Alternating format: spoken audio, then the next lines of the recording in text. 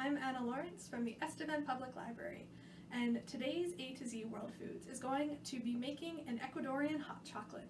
This drink is typically served on cold, chilly nights, which is great for us here in the southeast corner as the weather is getting much colder. A to Z World Foods is a program brought to you by the Esteban Public Library and the Weyburn Public Library through the Southeast Regional Libraries. Let's start by looking at what we're going to need to make our Ecuadorian hot chocolate. So for our Ecuadorian hot chocolate, you are going to need some milk, some chocolate chips, some salt, brown sugar, cream cheese, and of course cocoa powder. You will also need a pot that you can fit about 2 cups worth of milk in, and you're also going to need a blender for later on. So let's get into it. So to start our recipe off, we are going to need 2 cups of milk. I would recommend using a pot that is a little bit bigger, just so that way you don't run the risk of your milk boiling over. Not that we want it to reach a boil, we want it to just heat up.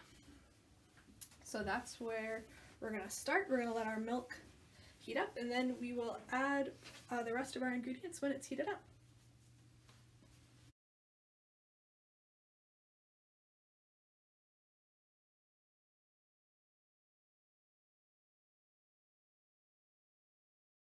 Notice, I don't know, you can kind of notice on camera, our milk is starting to give off a little bit of steam.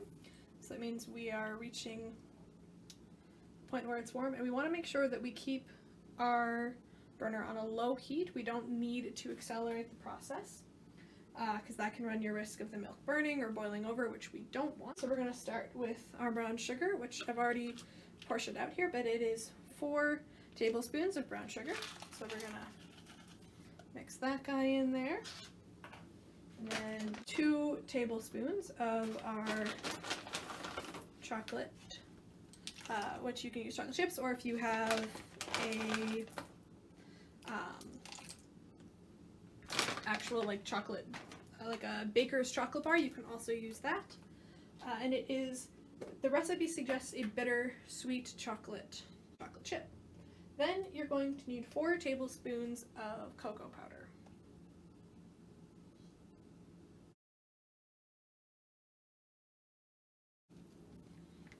And it will take a little bit for everything to dissolve, so don't panic if you notice it's clumping. Just give it a little bit, give it a minute or two.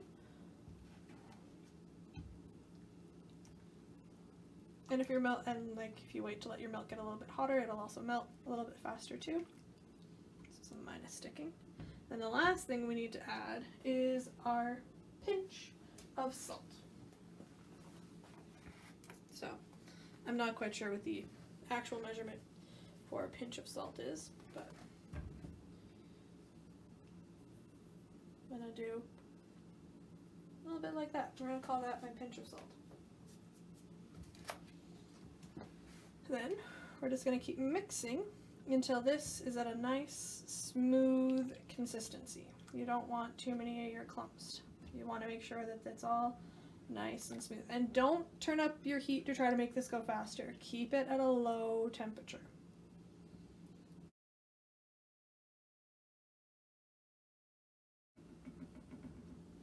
Alright, so I'm going to lower our heat because we now have to split half of our mixture into our blender and leave the other half in our pan. So we're going to move on to our next step, which is where the blender comes in.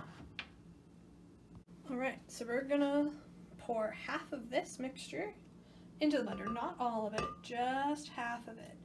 Which, if you want to be really precise, would be about 1.5 cups. We're going to go with about there. I'm going to give it a quick wipe down here. And then I'm going to leave this over on the burner. I'm not going to put it directly back on the heat just because I don't want it to burn. And then we are going to add about 4 tablespoons of our cream cheese into our mixture. Or you can go straight to 1/4 cup as well. You can use a block of cream cheese as well. Before you put the lid back on, take the center insert out, because otherwise it'll get hot and explode. Instead, you want to put a tea towel over top of your blender, so that way it doesn't explode. You're going to mix in the blender.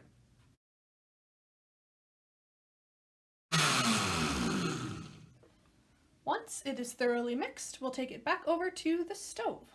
You're going to take the part you just mixed, you're going to pour it back in, giving our hot chocolate a nice sort of creamy texture, and then you're just going to make sure the two are thoroughly combined.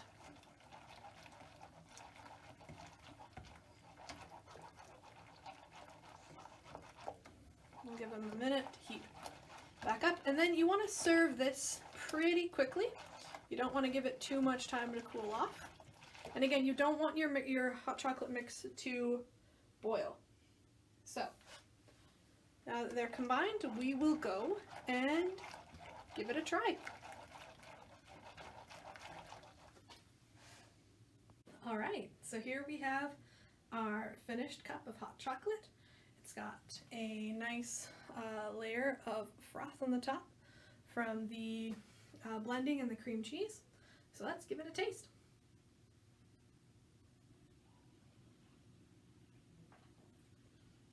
That's really good. It's really nice and creamy and decadent, and I think it would make for a really nice warm drink on a cold night, especially if you're into hot chocolate with a little bit of a kick but not into spice. I think this is a really great way to amplify your hot chocolate. I hope you enjoyed. The recipe will be down below, and you can check out other recipes at A to Z World Foods through the Southeast Regional Library website.